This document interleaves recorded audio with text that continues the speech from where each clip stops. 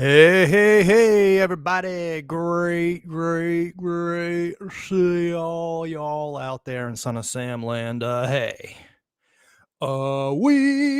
got a great one for you today. Yes, we got a great one. In fact, one that if I was still a Maury Terry fan, if I still actually believed in that book of lies, book of total fiction, a book that we've debunked literally every aspect of, if I still believed in that book, I'd be very excited today. You know why? Because for the first time, we're going to see the Vinny and Danny letters. We're going to see a couple of them. Actually, today we're only going to see one of them. If I showed you all the ones that I have, and I only have 3, there's definitely more out there that I don't have. Quite frankly, your eyes would glaze over. They're really not all that interesting, to be honest with you. But if I was still a cult head, I would be tuned in like crazy today. My ass would be glued to this because I'm finally going to see the proof that we wanted all this time. The informants from jail, the Vinny and Danny letters. Guys, I think I think we all realize at this point that we're going to see some stuff that, yeah, probably we're interested in at one point. Probably you still are. After all, you're watching this and people are coming in to the show. But I don't know. Should I editorialize right now or should I not editorialize? You know what? I'm not going to editorialize. I'm not going to give my opinion. I think today we'll play it somewhat straight. We'll show you this letter and well, maybe we could all discuss it in the comments section. So we got quite a bit to do today. And I don't like to waste your guys' time. So big, huge, of course, shout out to the gangs all here in the chat section. Really appreciate seeing you. But let's carry on. We got the Vinny and Danny letters. So, of course, we see this thumbnail here where Maury Terry is sitting here. What's his other hand doing? That's what I want to know. What's that other hand doing there? One hand's got a cigarette. What's that other arm doing?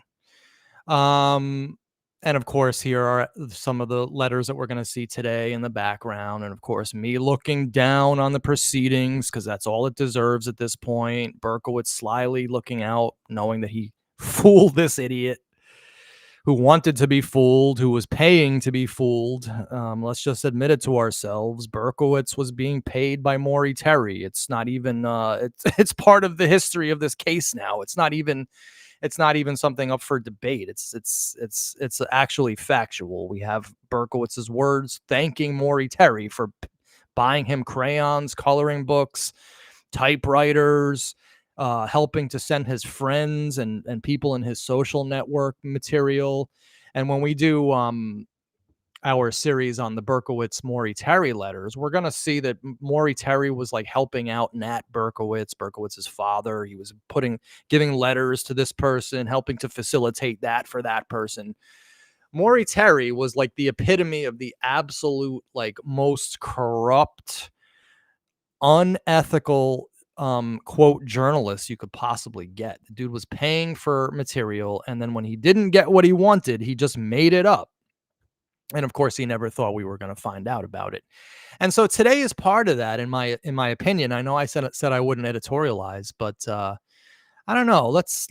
We should take a look at these letters. And of course, here's Maxie stoically looking out from the back, wondering, why the hell is my master doing all this? Like, can't he just pay attention to me for once? Actually, the truth is I pay a lot of attention to Maxie. All right. So, of course, now I want to just preface this by saying that we're going to read the passage in The Ultimate Evil where Maury Terry introduces these characters of Vinny and Danny. But as far as I can tell from the material that I have, the Grossman files, which, of course, by the way, absolute nuclear bomb into the Son of Sam community. Has been oddly silent since since this material came out. I've constantly been challenging people to prove process involvement. It should be fairly easy. You have the golden material. You have the smoking guns, right? You guys have the Maury Terry files. Guys, where are the shows proving Mr. Real Estate existed? Where are the shows where you can actually get real life process members, not just names on a piece of paper that anybody can write? I can write Lars from Process 2 on a piece of paper, but where are the shows getting these people into the actual room with Berkowitz and Richie Sparazza and Ron Spahawa planning the mass murder? Where are the actual evidence where now Maury Terry went even further, saying that each individual shooting was then further planned in the car backyard in their garage? I don't know how that would happen, considering that Mike Carr really wasn't around, John Carr wasn't around, Wheat Carr was having a fine career as a police dispatcher, and all the while they were being harassed by Berkowitz and trying to capture him. So it's all falling apart, guys. I mean, let's just face it. The as Mike Lorenzo said, the Maury Terry files are the modern day Al Capone's vault. There's literally nothing in there, except for people like me and us who can actually learn how we were lied to, and therein lies the value of this material. So this is stuff that's not even on the Queens vs. DA site. This is stuff that I have. The other people who came up with me that day in June of 2021 to scan this stuff, we have it. And I want to see what happens after this show. I want to see if this stuff gets posted to the Queens versus People versus DA site, because I have my suspicions as to who's running that site. I'm not going to air these suspicions publicly, but I have my suspicions as to who is airing putting up these documents publicly. And I'm curious to see what this person's next move is. So anyhow, let's get to it. So of course, Maury Terry told us that this was like a bunch of different informants. As far as I can tell, it was just one person, his cousin Alex. All right. Now I blacked out the name. If these ever become public, you guys can go get your name if you want. I'm gonna blank out the name. He was in jail here. I think this is East Elmhurst, New York. It says New York City Department of Correction. This is from 1995. So these letters were actually sent to Maury and to Maury's network at least from 1982 up to at least 1995. And as far as I know, there could be other letters out there with different people. But as we're going to see today, everything that he attributes to the Vinny and Danny letters, as far as I can tell from the book, not everything, but a lot of it comes from just this one letter that we're going to see today. So this is just the beginning of this. This is going to be a few-part series on the Vinny and Danny letters. But so it all came from, as far as I can tell, it came from one person, Maury Terry's cousin, Alex. Mike Lorenzo's in the house. He said that's Rikers Island. Interesting. All right. So that's Rikers. Good to have experienced law enforcement in the house. And of course, this is Maury Terry's basement, attic apartment where he was living with his parents, and he was living with his parents from 1995 on. So that's should tell you something about Maury Terry and where he was in life. Maybe I shouldn't say that. Maybe it's not a shame to live with your parents when you're in your mid 50s. But in either case, that's where he ended up with this investigation. So I don't know what we can glean from this other than it's one person. It's his cousin Alex, and the reason I know that is because it says cousin all over the place on these letters. So we might as well, for those of you who don't know what the story of the Vinny and Danny letters are, read these passages from The Ultimate Evil, because this tells us kind of the story as we need to hear it. From the belly of the beast. In July 81, an apprehensive David Berkowitz was unexpectedly transferred from Attica to the Clinton Correctional Facility in Danmora, New York. Located in the northeast corner of the state near the Canadian border, the ancient gray behemoth was the most inaccessible prison in the system. Left behind at Attica, to John Santucci's chagrin, were valuable informants, But ahead of Dannemora were others, more than one of whom was eventually removed from that facility and separated from Berkowitz. All right, I'm going to comment as we go. Was it Danny Zuko and Vince Fontaine from Greece? It's funny because he must have gotten it from Dannemora, but, Danny and Vinny, I wonder, Mike, if you're actually onto something there. So now he has us believing that these informants were removed from that facility and separated from Berkowitz as if because of like some nefarious reason. Inmates get separated all the time. I would imagine that it's pretty standard operating procedure to eventually move inmates and to separate them, especially somebody as high profile as David Berkowitz in those early years. But Maury says, frankly, the succession of moves was suspicious and would be noted as such by the district attorney's office and myself. I don't take that as this fact. I don't have any evidence that the district attorney's office thought this was suspicious. We have to assume that everything Maury says is a lie at this point until proven otherwise. These prisoners and one prime outside contact provided important information about the case.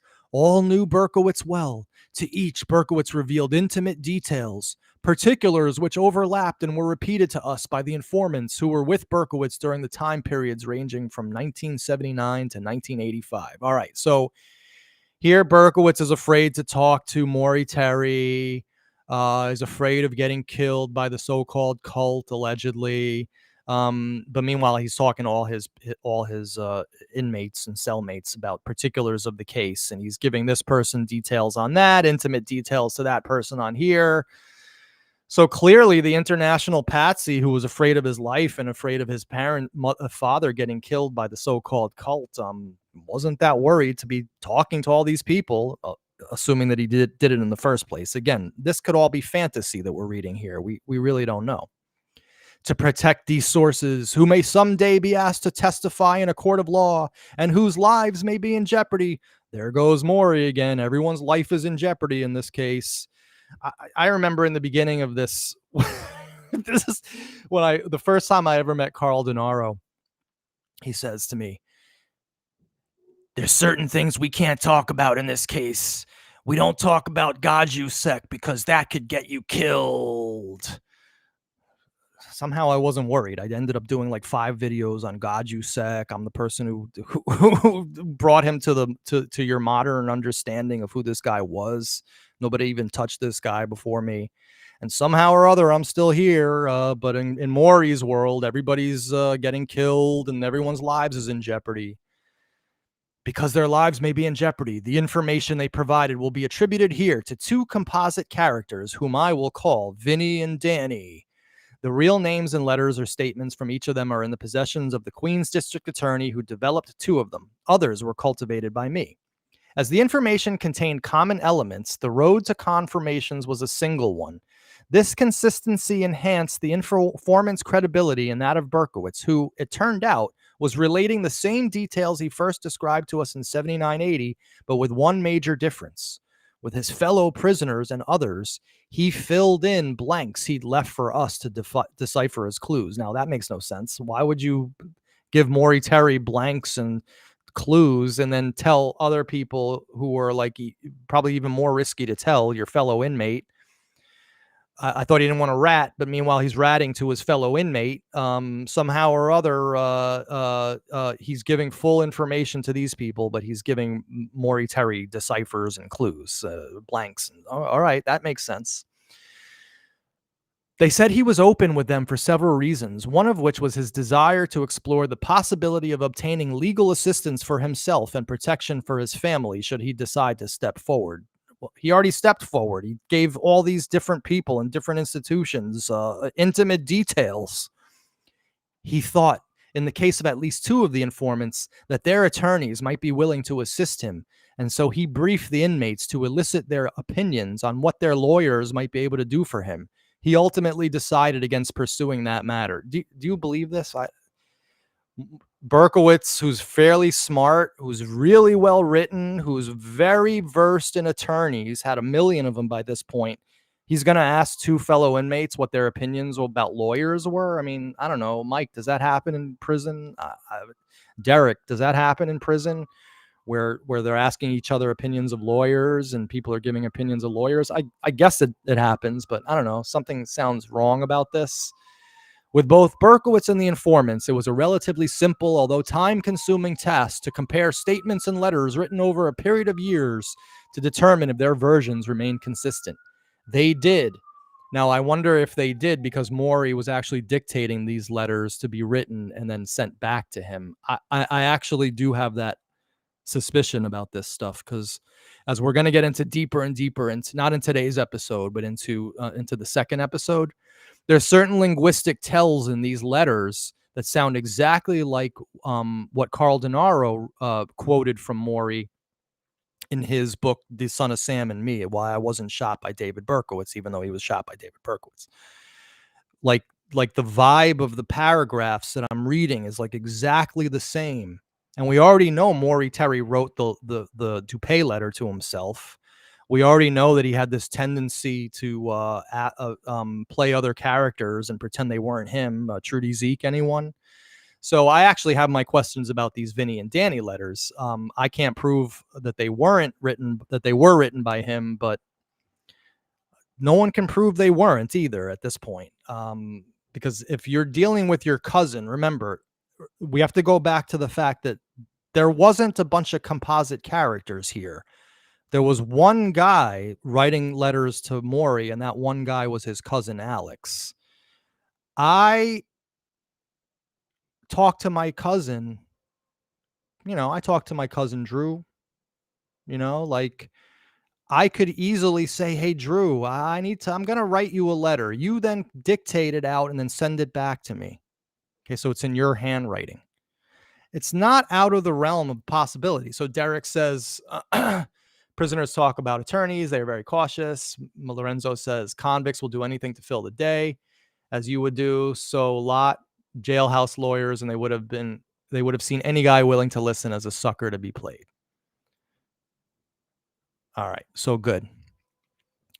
Again, always good to have actual law enforcement opinions in here. All right. So anyway, I'm bringing up a lot of things. I probably should have just read this straight without editorializing and commenting on it. But let's finish this passage and let's get to the letter.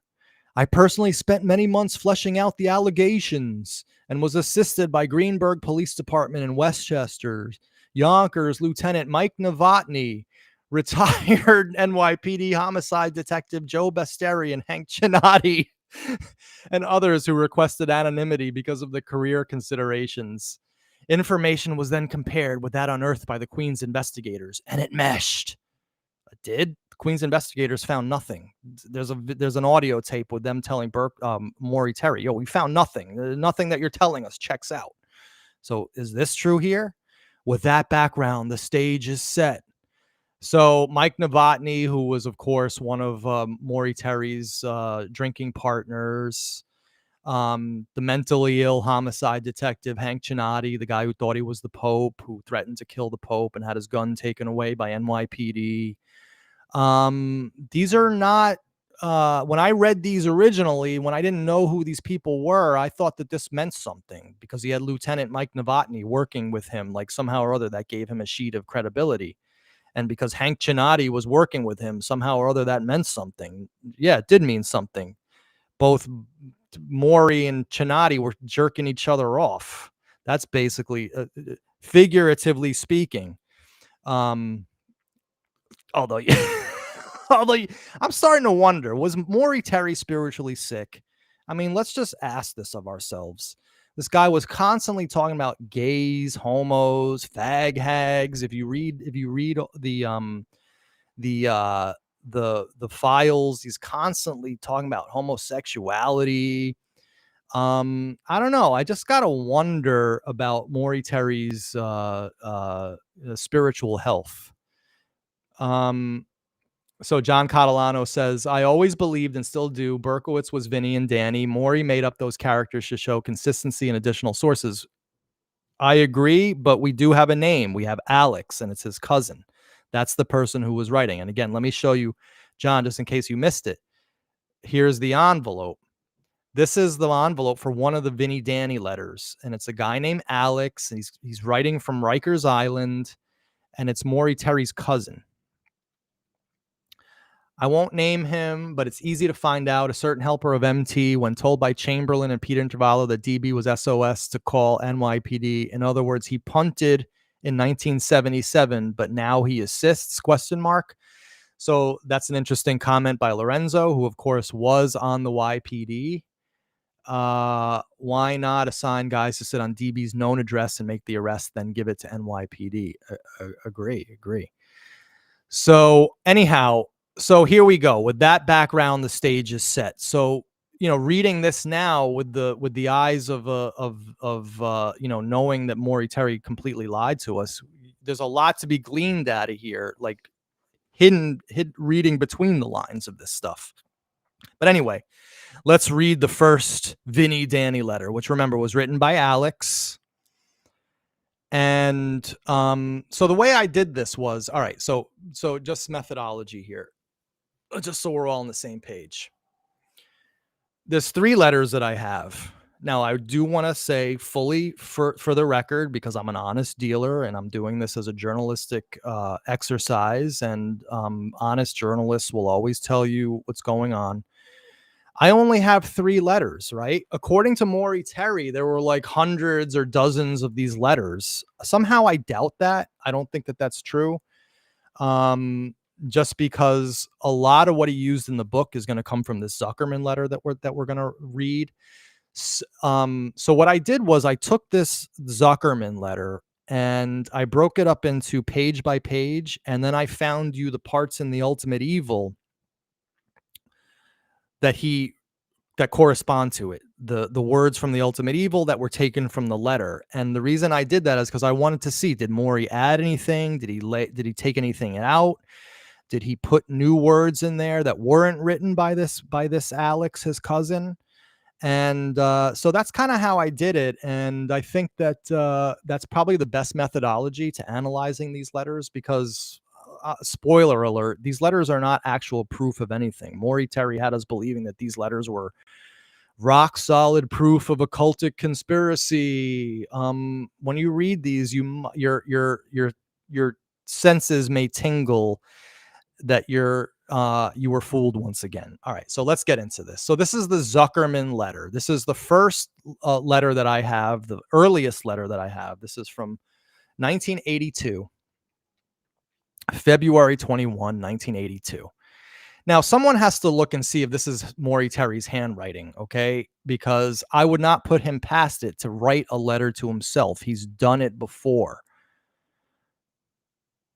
But in either case, we do have the envelope from Alex, his cousin. Okay, so let's read this, and then what we'll do, and then we'll kind of read the parts from the book that correspond. All right. Mr. Zuckerman, I look forward to seeing you. I concur that Maury Terry would be an asset to any discussion. I am enclosing 2 forms. Had you put down for permission to visit last time? I suggest that you both complete these forms and mail them back to me as soon as you can.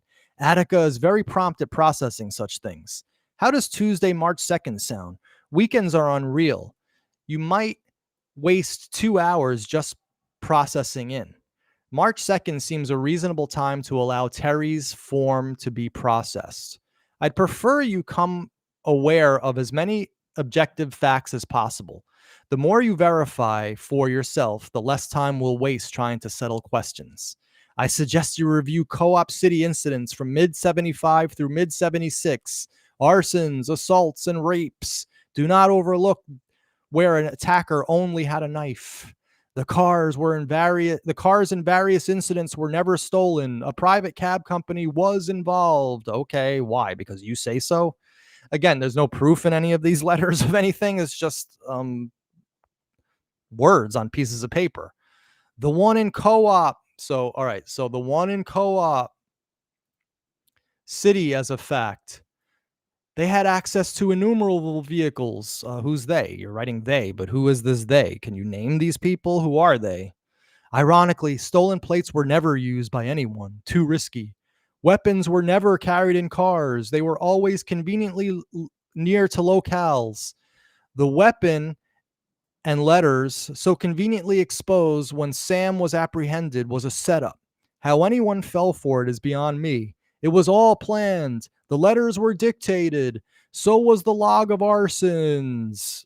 No, they weren't. We've proved that Berkowitz wrote these letters. He had plenty of examples of the same exact terminology and letters that were found in his apartment. Log of arsons were written by him. It's all in his handwriting. So all of this was attributed to Danny in the letter, okay?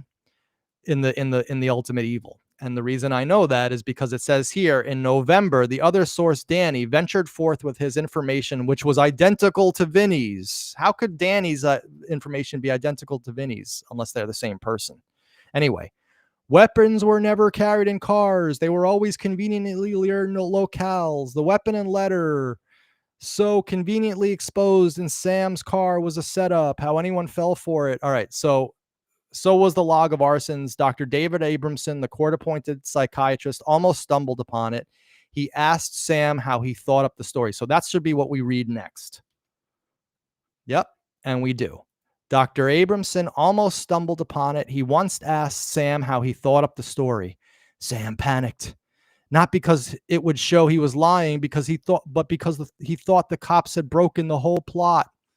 Breslin was used, made a fool out of. His ego played right into their hands. Everyone's did. That's why Sam laughed so much. I hate to say this, but he had reason to. His apartment was purposely ransacked. So,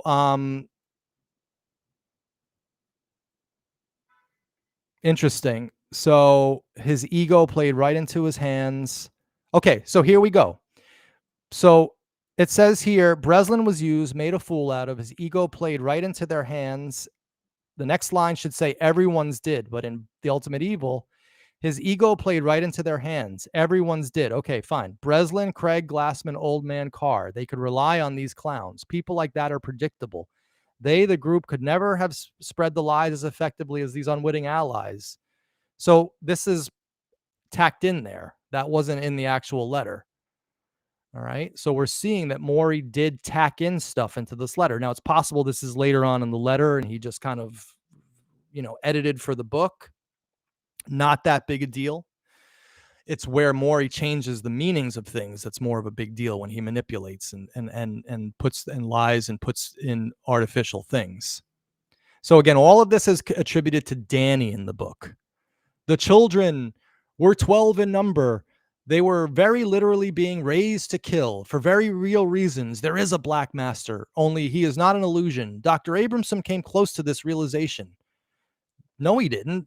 Abramson said straight up that to Berkowitz, he's like, I know you couldn't be in a cult because that's not your MO. You're not part of a group. You're not a group joiner. So I don't know where this came from. This is all complete crap. And in this letter, not borne out by the actual facts of the case. Berkowitz feared Abramson, knew that he had figured it out. That's not true at all. I have 1,000 pages between Berkowitz and Abramson. Berkowitz was never feared Abramson. He worked with him. He sent him hundreds and hundreds of letters.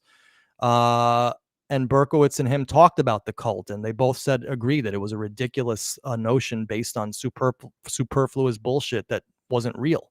Interesting.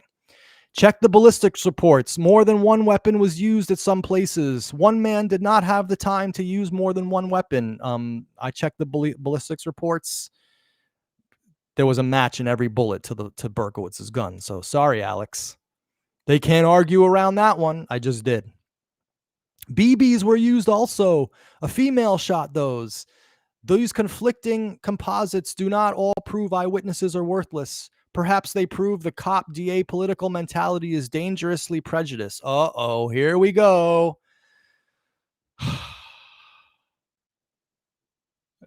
The old composite sketches mean something, or whatever, dude. All right, so right here, the children were very literally being raised to kill.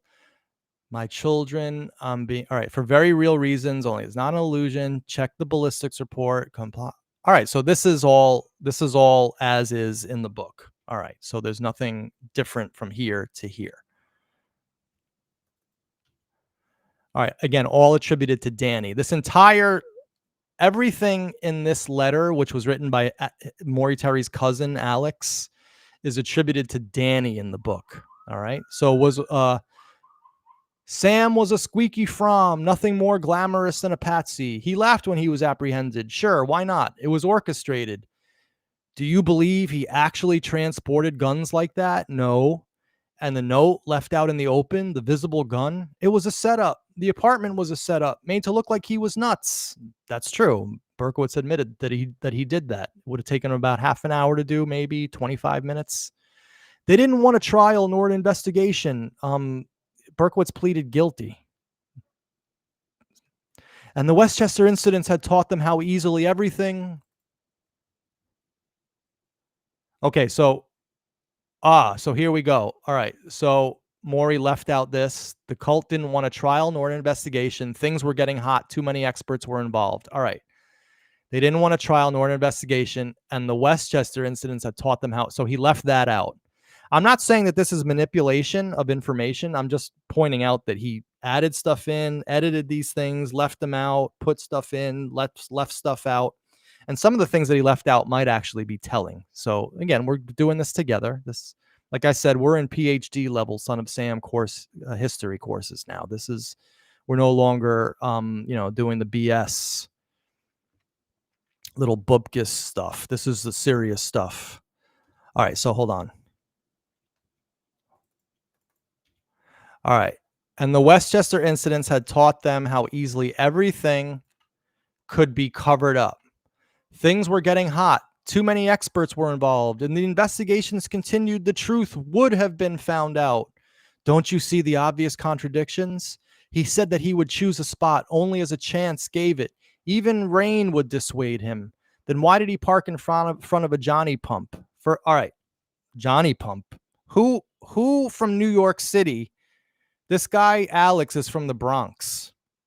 Have you ever used the term Johnny Pump for a fire hydrant?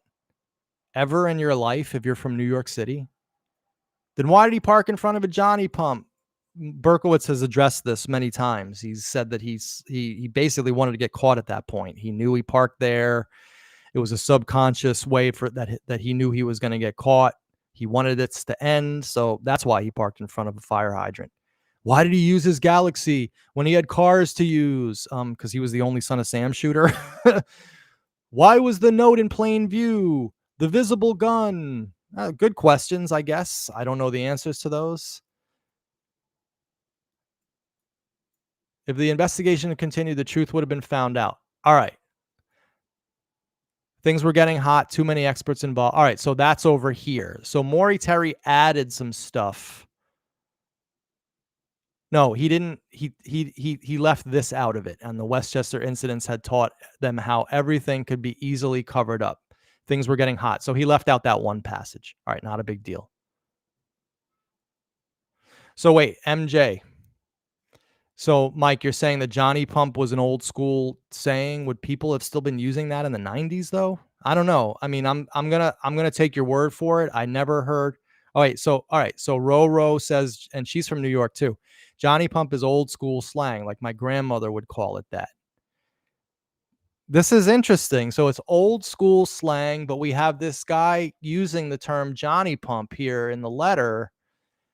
And this is supposed to be a contemporary of Maury Terry, his cousin, in fact. So he was probably around the same age.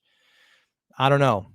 It's just a little strange to be 90s, not by kids, but by people in the 50s and 60s. Yes. All right. So maybe this was a guy of Maury Terry's age group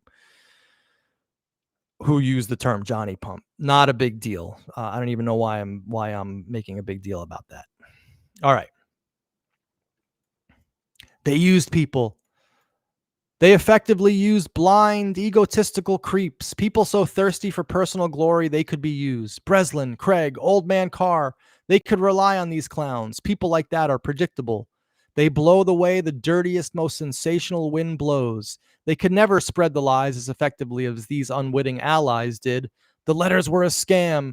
They were dictated. Even Abramson saw. All right, so by the way, all of this plays out here. Ego played right into their hands. This is all. Just in case anyone wants to screenshot this, there you go. So you can compare it for yourself. Even Abramson saw the one to Breslin was out of character for Sam. I don't know where he's getting that from. Abramson never spoke about the letters at all, as far as I can tell, to Berkowitz.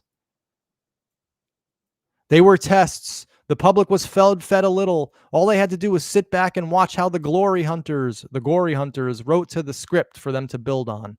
The irony is that the children really did not think this whole elaborate fairy tale. The experts did. Those who were the public trusted, those who supposedly were above the sensationalism. I could name them, but you know who they are, and each of them can sleep. Wait, all right, so hold on.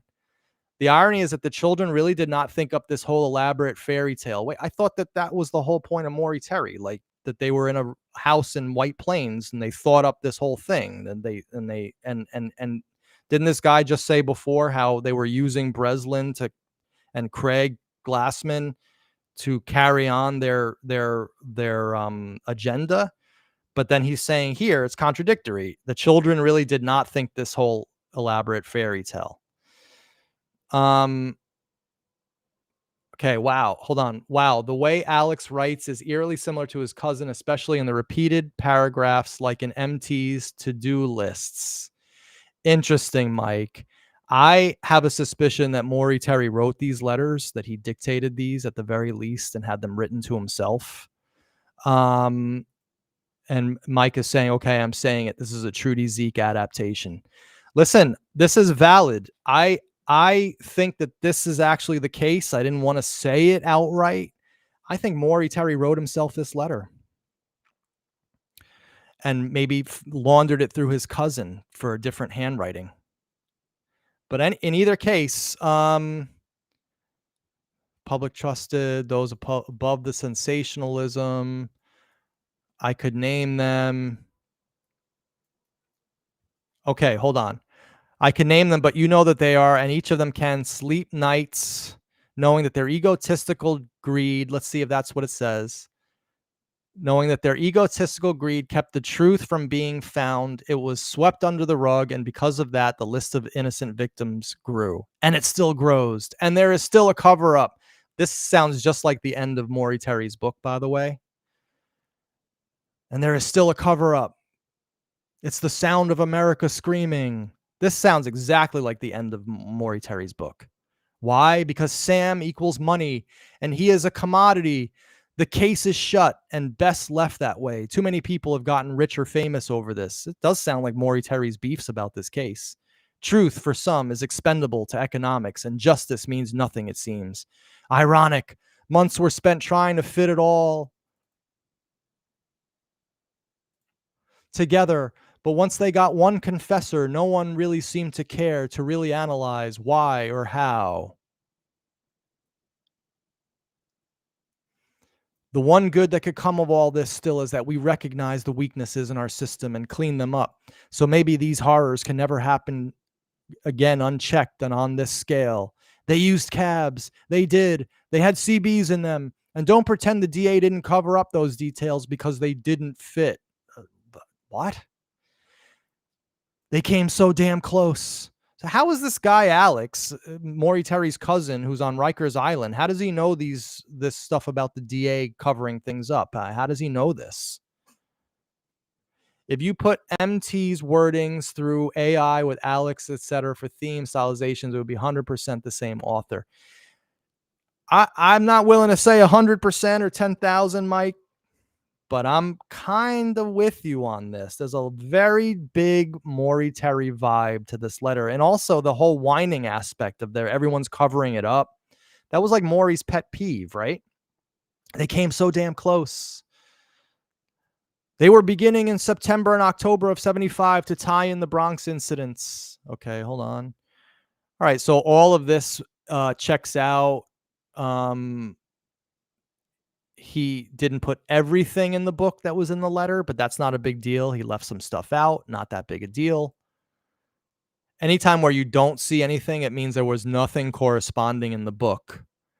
And I couldn't find a passage that corresponded. So anytime you see a blank side of this, it's like this is just the page from the letter and there's nothing in the book. They were tying in All right, so they were beginning to tie in the September, October of 75 to tie in Bronx incidents. All right, so now this guy's is saying that in 75, which was a year before before the first Son of Sam shooting, the cops were beginning to tie in the Bronx incidents with these in Westchester. What incidents in Westchester? But it was election time, wasn't it? Here we go, the whole election thing. How many innocent men were hassled? A man arrested January 3rd, 75. People tailed, abused. One arrested, threatened, abused, and tortured for 5 years. Ironic, in May of 78, 2 people took a fall. One innocent, the other laughing. And we know why he laughed, don't we? He even had read The Murdering Mind. It was his homework assignment. So this just sounds like the ravings of a lunatic. How come, like, no one's named here? How many innocent man arrested June 3rd, 75? Who? Who was this? 2 people took a fall in May of 78. Who? How can anyone take this as actual proof of anything? So again, attributed to Danny. There were 22 disciples. You got 1. That left 21, if I'm not mistaken. Well, at least we know Alex can do very simple subtraction. 22 minus 1 does actually equal 21. John Wheaties, rapist and suffocator of young girls. No one bothered the arsons, or why did Sam call John a rapist and suffocator of young girls? Because he was crazy. He was obsessing about this family. That's why. What was the significance of model airplanes? This is how I really think that Maury Terry wrote this crap. Because Carl Denaro in his book writes about how Maury loved wordsmith games, wordplay, hints, codes, and letters and stuff like that, making people jump through hoops, riddles. This sounds just like that. What was the significance of model airplanes? What about the tan car in Westchester? What about the scar? The pimple face culprit? The bearded one who was so mellow and nice? Okay. Now, this isn't here. So Maury added this in the book. So there were 22 disciples. You got 1. That left 12 and 1, if I'm not mistaken. The next line in the actual letter is John Wheaties, rapist and suffocator of young girls. But in the book, it says, the one good that could come out of all this is that we recognize the weakness in our system and clean them up. So not very nefarious. Maury probably took this letter, made his own composite out of it. Not that big a deal. What about the CB units, which Vergari conveniently covered up? What about the blue eyes? Sam has steel blue eyes. I have brown eyes. Get a polygraph. I'll take the test again. This sounds like a schizophrenic, to be honest with you. Come here fast. I have every single answer, but I won't be content with freedom. I've grown to hate the lying mentality that permitted this. I will make no more deals. I will die before I take part in any cover-up. Why? Stacy Moskowitz never had to be shot. That 13-year-old girl never had to be raped in Yonkers on a rooftop on March 29, 1979. How does this guy from the Bronx who is in jail in 1982 know about a rape on March 29, 1979 in Yonkers? Yes, Derek. Maury Terry invented the character named Trudy Zeke, having conversations with himself. Exactly. So there's a precedent to this, to what me and Mike are saying here, for sure. Everyone was safely in prison in March of 79, weren't they? I think society's ego trip has gone too far down, damn far. How many more victims? John and Mike Carr are dead. Arliss Perry is dead. And there are many others. Victims from before. It all began in 1975, by the way. That's actually somewhat curious to me, and maybe Mike too, although I think this letter is bullshit. But we believe, or I believe, Mike, I'm not sure how strong his belief is, that Berkowitz has more bodies under his name. I believe he killed Leslie Zarrett. It's just a belief. I don't have any actual evidence to back that up, other than circumstantial. Arsons that were overlooked, including Gulliver's. You want an incentive? I mean, it's not enough, all the suffering already. Pick up your own papers. Take a look at the photos of those victims, the one you know about. They were human beings. Is this the dignity we afford their memories? Is this how we all hold the trust they had in the society they believed would protect them? On Halloween 1981, a young girl got her head blown off in Manhattan. Read your own papers. That was a more recent incident in a series that has gone on for too long. I don't want it on my conscience. I'm a victim also, only I'm still alive, one of the few survivors. I've been maimed inside. If no one else will fight for the other victims, this survivor will. I have no price. They can try to bribe others. No price can they buy my silence. I risked my life to get close to Sam, and I did, and I was right. And now I have proof, and it is going to be made public. Even this letter is being copied before it reaches you. Even if I die, all my notes are safe and proof. Oh, they are. So far, I haven't seen any proof of anything in this book other than in this letter, other than it was either written by Maury Terry or is written by a paranoid schizophrenic, including a record of every attempt I've made to try to get help. The time for feigning being stupid is over. I have the facts. My life was lost on November 30, 1976. I will either win it back with truth or let it be resigned to this for a reason. They have a victim's compensation thing now. Who's going to compensate me when the truth is out? Who is guilty for that March 29, 1979 rape, or the 16 attacks in 1980, or the deaths in 1981? What the hell is this guy talking about, yo? Can we get some facts here? Can I get something other than like some cryptic allusion to something that happened in 1980? Mrs. Moskowitz, in her pain, begged for justice against the animals who hurt her daughter. If I fight for anyone, I'll fight for her. Interesting, because Maury was like all about Moskowitz, even though he had to know he was fooling her. He was obsessed with Mrs. Moskowitz, Maury Terry. So interesting. Before you decide to continue in apathy, take a look at the photographs of some of these victims. You'll have to make a choice. You can appease the politicians, or you could care. Does anyone at all care? I'll take a polygraph. I'll release names, dates. I think any surviving victim should be interviewed. Fuck the cops and their records. Roll up your shirt sleeves, damn it. Don't waste time with secondary sources.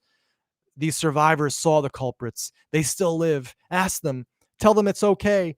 Tell them some of us give a shit. In all the tapes of the survivors, except for Carl Denaro, they either described Berkowitz perfectly or said they couldn't see the guy. I'm from the Bronx. These are my people. This is my life. I don't love politicians more than human. I don't know what that says. Human diomes. I'm not quite sure what that says. The motive is drugs. I have all the details. Some were hits. Pornography is also involved. Also snuff films on videotape. And that, sir, is proof. It is? I'm going to do something real quick. Just please indulge me for a second. I just want to write something down for a second.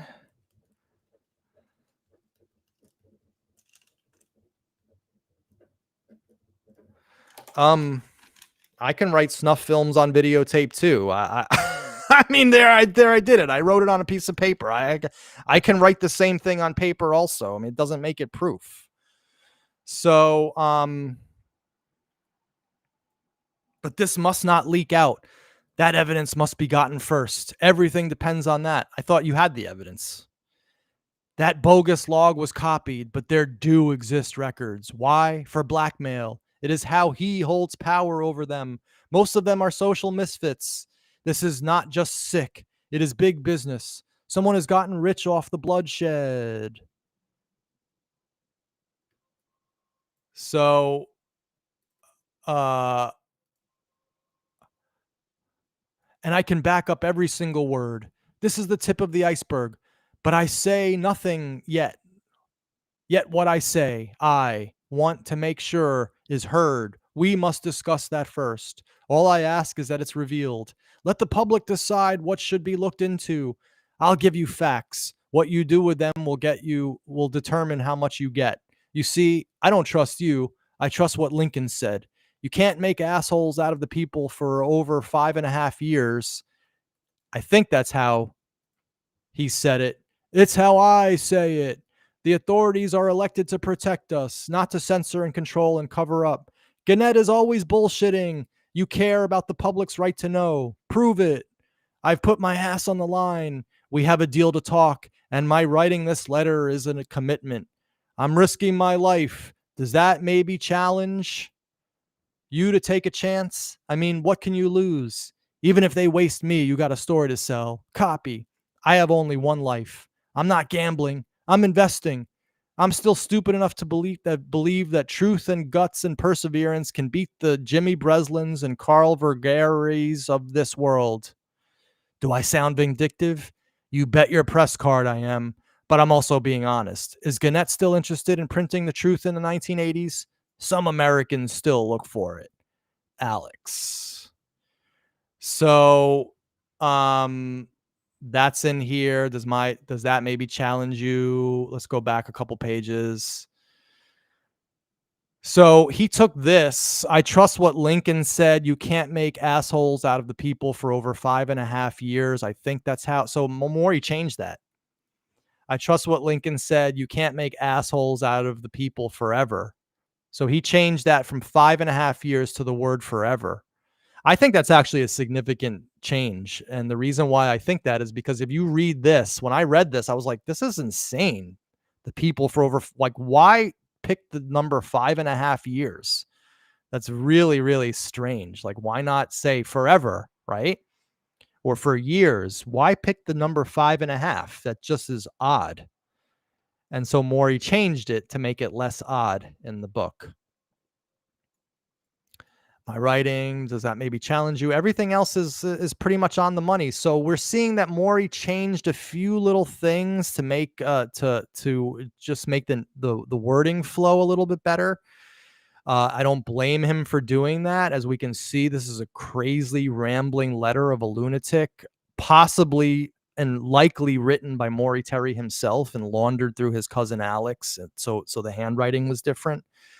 But as far as actual manipulation of the letter, the only thing that I can really see in this that bothers me is that whole 5.5 thing that we just saw. And Super Strike agrees. 5.5 is kind of odd. It is a very odd number. It's just an odd thing to say. You can't make assholes out of the people for over 5.5 years. I mean, that's the sign of a diseased mind right there. That's not a normal mind. That's that's not a mind that I would use in a court of law to prove my cult thesis. And of course, that's what Maury Terry did. We use these series of letters, the Vinny and Danny letters, of which there's like a whole chapter in The Ultimate Evil towards the end about. He used those to prove his point. He talked in those letters about, well, the stuff that we just saw, CBs, different cars, different guns. They used Breslin and Craig and Glassman and all these people.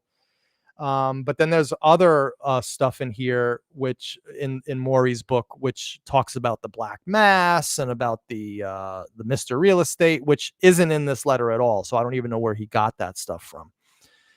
But right. And John Catalano says, where's the letter with advance warning of the Sisman-Platzman murder? That's a great point, because the only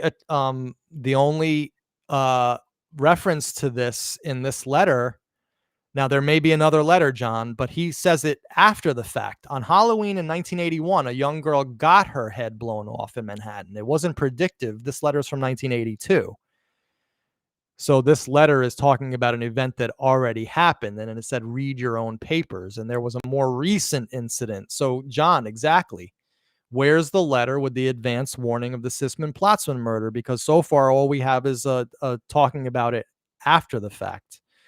So, okay, you act like elites don't commit disgusting crimes for their pleasure and control the masses. Maury was uncovering many things that people had little knowledge of. He just couldn't connect the dots. All right, regular guys. The reason why first of all, I don't act like elites don't commit disgusting crimes. If this show was about elites committing disgusting crimes, we'd be talking about elites committing disgusting crimes. This show is about Son of Sam. Please tell me how elites committing disgusting crimes has anything to do with David Berkowitz wigging out in Pine Street and going out and shooting people. I would like that connection to be made. So far, no one's been able to actually make that connection forensically and judicially. It's very easy to read pages in a book now that has been so debunked, it's not even funny. I mean, have you seen our other videos? Have you watched the Brooklyn series? But no, believe me, elites do all sorts of nasty stuff. At least that's what the conspiracists tell me. I have no reason to believe one way or the other about it. I don't honestly think about that very much because I'm a Son of Sam researcher. And elites committing disgusting acts has nothing to do with Son of Sam. If you want to go play in your sandbox, have fun. Okay. If you want to tell campfire stories to each other, scary ghost stories to each other about elites and Son of Sam, be my guest. But we're here dealing with this topic actually in an adult fashion as forensic scientists, as criminologists, as sociologists, as cultural anthropologists, as journalists, as people who want to know the truth. So sorry, buddy. So Mike says, what is the date of Alex's letter and the date MT published? Okay, so Mike, this Alex letter. Now, I don't know whether this is the first one, Mike, but it's dated February 21, 1982. So this was, I believe, after and there is such evident hostility, Gannett and Breslin. Interesting. These are questions which we have to explore now because they're being brought up by this show. I don't have any answers to this, Mike, but this is a good stuff for us to talk about for sure. Maury claimed that prediction was revealed before the murders. Right, the Sisman, exactly. See, Mike, that's why it's great having a detective watching this because you make us think in ways that I would normally not think. So Dave Moth, who has a great mind as well, 5.5 years is since Berkowitz's arrest, then probably if this letter is 1982. Oh, I get it, Dave. So the 5.5 years is from, hold on, is from the date of Berkowitz's arrest. Interesting. That's a good call. All right. See, in real time, we're updating our operating systems. I think you might be right, actually, Dave. That's a great call. So, all right. So it's not so odd now that Dave has probably figured that out. That's why I love you guys. You guys are smart, actually intelligent viewers. We're not sitting here talking about Mr. Real Estate and Billy the Artist and Scientology and Process and Robert de Grimston. Hold on. Regular Guys is not a bad person. He's actually engaging me respectfully. And so, of course, that's why we're dealing with his issues. Maury was discovering do many things that he couldn't comprehend. It ended up destroying him physically and mentally, but he was learning things that normal people can't comprehend. Fair enough. That's why I say to people, regular guys, that's why I say to people like this, like getting into your mind, like constantly wallowing in pedophilia, pederasty, child pornography, child trafficking, murdering kids in Untermeyer, Ace Brown, trafficking children. It's not a place that I want to put my life's energy to, and I would if I had to, but I'm a Son of Sam researcher, so luckily I don't have to. Maury, unfortunately, had his head filled with all that stuff from the blowhard alleged detective Jim Rothstein. And so when Rothstein came to town in the 90s, that's when Maury went off on this whole tangent about child trafficking. Now, I do call Maury the accidental genius. He did stumble onto other criminal conspiracies. The problem is, my friend, that he tried to connect it all to Son of Sam, which was his big mistake. Who do you think they get to do their bidding? Oh, come on, guy. Who's this they you're talking about? We're beyond this at this point. Regular guys, look, I like you, all right? I want to keep you as a viewer. But we're beyond. If you want to talk about theys, there's other stations and channels that are discussing this case where you can hear about they all day long. Okay. And they doing this and they do. I don't deal in they. I want to know, since you brought this up, who is the they that got Berkowitz to do their bidding? Unless you can prove this to me forensically, I don't want to hear they anymore. Berkowitz did it. He admitted to lying to Maury Terry already. I mean, maybe you haven't heard about that. This just happened in October. This past October. He said that he lied fully. I've shown the letters between Berkowitz and Maury Terry where Maury was buying Berkowitz all sorts of stuff. He was bribing him for his story. There comes a point when you got to say, all right, there's no evidence to prove my point. There's plenty of evidence to show that Manny might be onto something. Let's give this Manny a listen to. All right. So go to MT files and look how MT does notes, bullet points, terminology. It's the same. I agree. And we're going to do a little bit more of that analysis on the next show, especially now that you got my blood pumping on this one, Mike.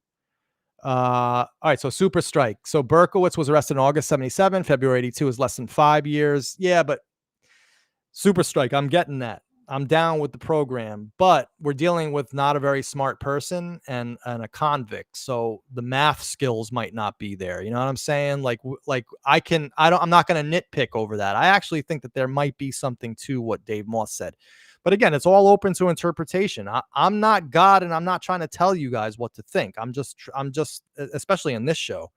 This is really a lot of speculation, a lot of interesting stuff for us to look at as Son of Sam researchers together. This is the first time ever that these letters have been made public.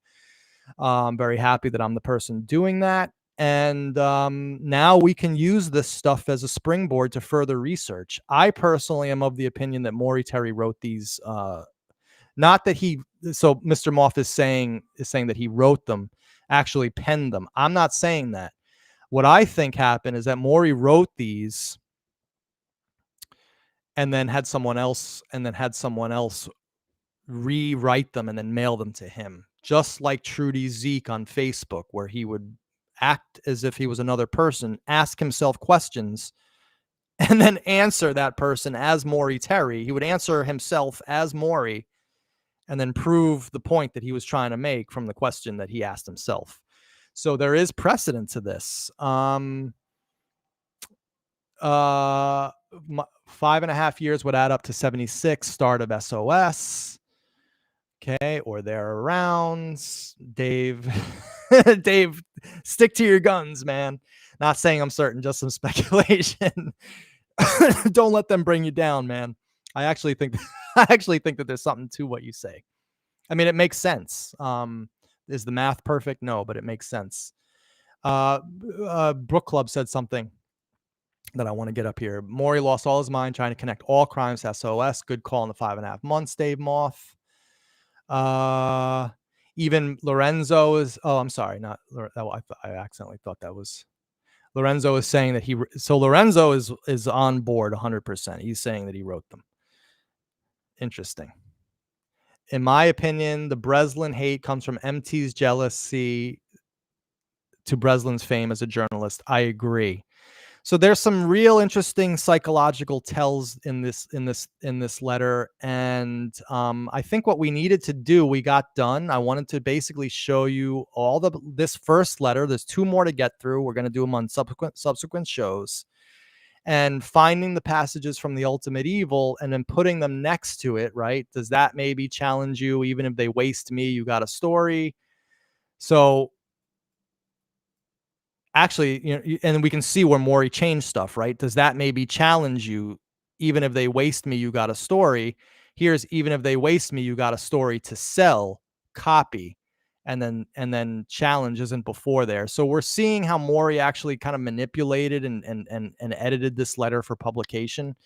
Nothing in here makes me put the stink eye on Maury in terms of the way he edited it. I'm just a little concerned with him adding words that weren't in the letter, which we saw on a few occasions, like this, like putting in the word forever when he wrote 5.5 years and stuff like that. It's just those little things that bother me. But again, nothing. I'm not going off on Maury here. I think the biggest takeaway with this is just the whole notion of whether Maury wrote these letters to himself. We already know that he lied in The Ultimate Evil because these are not composite letters. This was written by one person, and it wasn't a whole mess of informants at different prisons. It was his cousin Alex, who was on Rikers Island. No, I'm sorry. It was his cousin Alex, who in 1982 was in Attica. In 1995, he was on Rikers Island, and that brings us to our last slide, which is the next show, which is going to be the 1990s letter. We have one that's about 8 pages long, and it's from December 11th, 1995. Dear Maury, I just wrote a note to touch base. I wasn't able to access the telephone. And then we have from October 1995, even 2 years, I'll start to dwindle, and so on and so on and so forth, which we will read on the next shows. So Ralph Dude, who's always good for a great comment. I also picked up on the hostility to other journalists and Gannett. I'm going to assume that he meant Gannett. That sounded like MT. So Maury wrote for Gannett. So again, hostility towards an employer. Maybe he felt he wasn't paid enough, or maybe they were shutting him down, right? By 81, 82. Mike Zuckerman was the head of Gannett Papers, was the editor of Gannett. So the Zuckerman letter was written to the head of the editor of the Gannett Papers. So interesting. Cape Vincent is a New York State prison equals Vinny. All right. So listen, I actually think this show was great, and I'm going to end it here because I don't want to go too much longer. I'm liking to keep things shorter at this point. But the reason why I think this show was gold, and actually one of the best I think I've ever done, is because of you guys. The chat was amazing today. The way that you guys were in tune with what I was reading and analyzing this letter, particularly Lorenzo and Moth and Catalano. It's really awesome having an actually smart and educated and high IQ audience. It makes all the difference. And so we now are left with some questions. I'm going to put these letters up on my Facebook. If anyone wants these screenshots of this, I'm going to be putting them on my Facebook. So now they'll be public. And I would like the sleuths of Son of Sam to start putting our heads together on this, because this is one of the last final frontiers to figuring this all out. And I, like Mike Lorenzo, and like perhaps some of the rest of you out there, I'm starting to wonder if Maury Terry wrote these fucking letters to himself. It would not be the first time. All right, guys. Well, I think we're going to leave it there. Thank you so much, everyone out there. Great chat. Derek, as always, thank you. So another law enforcement professional in the house. Thank you guys so much. Actually had a great time doing this show. So I'm going to work up the next Vinny and Danny show for next week, and we'll continue on with the studies. All right. So everybody, I want to say thank you so much, and we'll see you at the next show.